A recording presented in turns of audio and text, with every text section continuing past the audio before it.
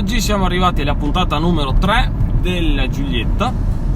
È il terzo test drive che faccio con l'Alfa Romeo Giulietta e dopo aver provato la entry level diesel con il 1600 da 105 cavalli e la 1400 turbo benzina da 120 con l'aggiunta dell'alimentazione GPL, finalmente provo la top di gamma con il motore diesel. Dunque, sotto il cofano di questo esemplare c'è il 2000 JTDM 2 da 170 cavalli. Questo propulsore è il più potente disponibile con l'alimentazione diesel e, oltre ad avere 170 cavalli, eroga 350 Nm, che è un ottimo valore di coppia. Riesce a raggiungere i 100 km/h da fermo in 8 secondi circa ed ha una velocità massima di 218 km/h. Però ha un'ottima terza. Però ho voluto fare questa serie di test drive perché, essendo un modello italiano che offriva tantissimi tipi di motorizzazione, mi sono detto perché non provarli quasi tutti e dare un'impressione, o almeno dare la mia opinione su quale di essi possa essere il migliore, sia per prestazioni che per consumi, per prezzo d'acquisto, per tantissimi motivi.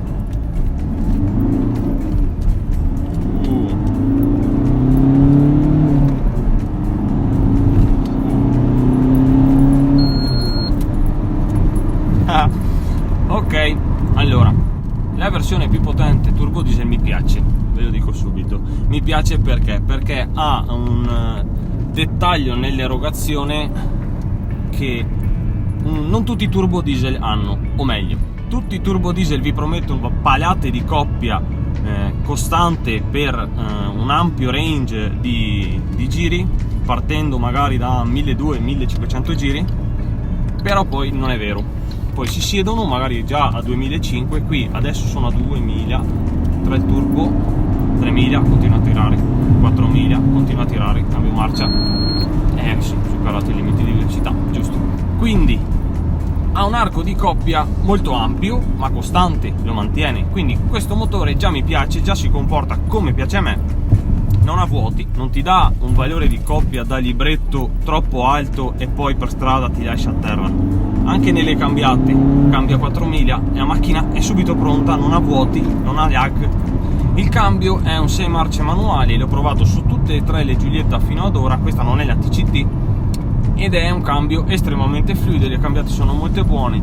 L'unico difetto che ci ho trovato è che da freddo le cambiate risultano un pochino meccaniche, un po' troppo modulate, mentre una volta che la macchina si è scaldata un pelo sparisce. Sono sottigliezze, ripeto, non è niente di che, è solo un dettaglio. Tornando al motore, la ragione principale per cui sto facendo questi test drive: non è rumoroso, o meglio, non è il tipico turbo diesel che sembra di stare su un furgone da lavoro. Non ha un rumore, me aspettavo un pochino un rumore tipo trattore, e invece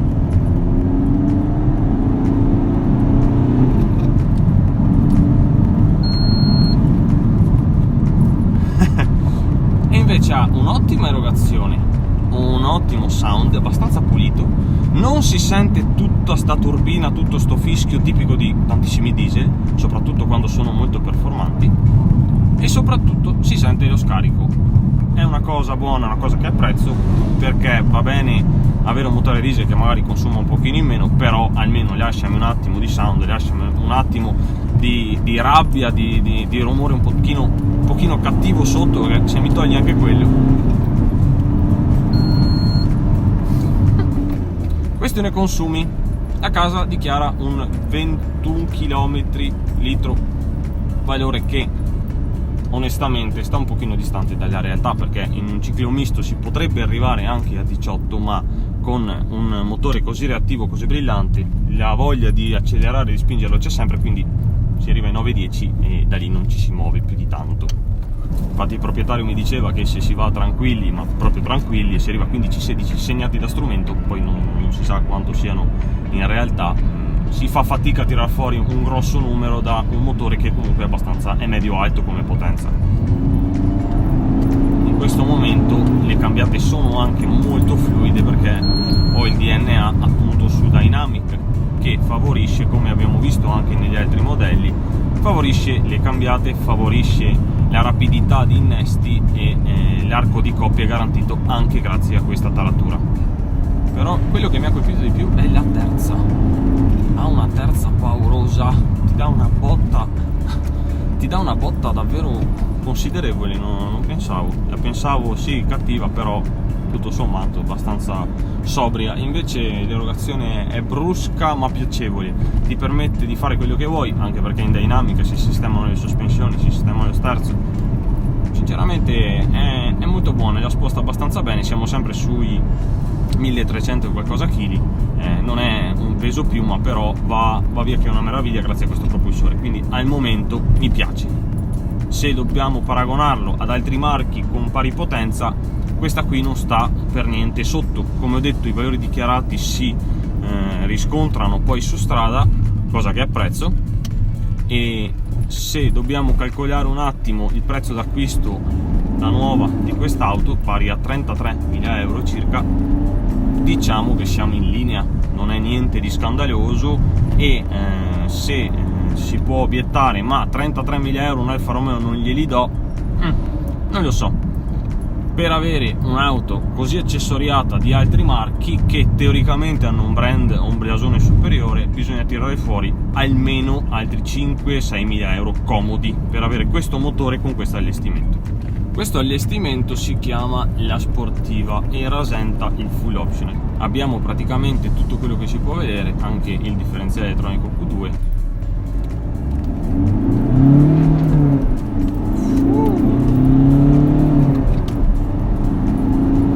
Costante. Madonna. Ha un'erogazione che non mi aspettavo. Mi piace e mi piace molto questo motore. Poi l'inserimento in curva e lo sterzo l'ho apprezzato anche sulle altre, ma non avendo questa potenza disponibile non puoi mica chiedere più di tanto a modelli con meno potenza. Qua invece una meraviglia. Adesso questa curva di solito vai fatta in seconda, io entro in terza e me la dà subito. Mamma che terza che è sta macchina, madonna, porca. Lo sterzo è estremamente preciso, dove la metti ci sta, il DNA ti segue e ti agevola il lavoro, ti mette in condizione di esprimerti, non ti taglia, non ti rompe le palle con controlli, non ti taglia appunto la potenza, cosa che in tante Audi ho constatato ed è una cosa che onestamente dà molto fastidio. A me dà molto fastidio. Il gruppo propulsore cambio è ottimo anche su questa, le avevo già apprezzato sul 1605, però non avendo tanta potenza, ripeto, non puoi apprezzare a dovere sia il tipo di macchina e la ciclistica che è la macchina, quindi l'handling non viene spremuto, non viene messo più di tanto alla prova.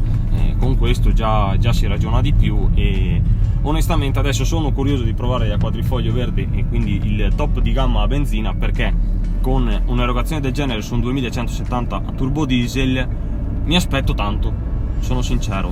Se la macchina non dovesse tirare tanto quanto adesso mi ha creato aspettativa questo propulsore, ci rimarrei un pochino male, quindi stiamo a vedere quando uscirà l'ultima parte, la quarta e ultima puntata dedicata all'Alfa Romeo Giulietta, perché ripeto, sono molto curioso di provare il più grosso dei propulsori. Il motore della quadrifoglio verde arriva ad erogare 235 cavalli turbo.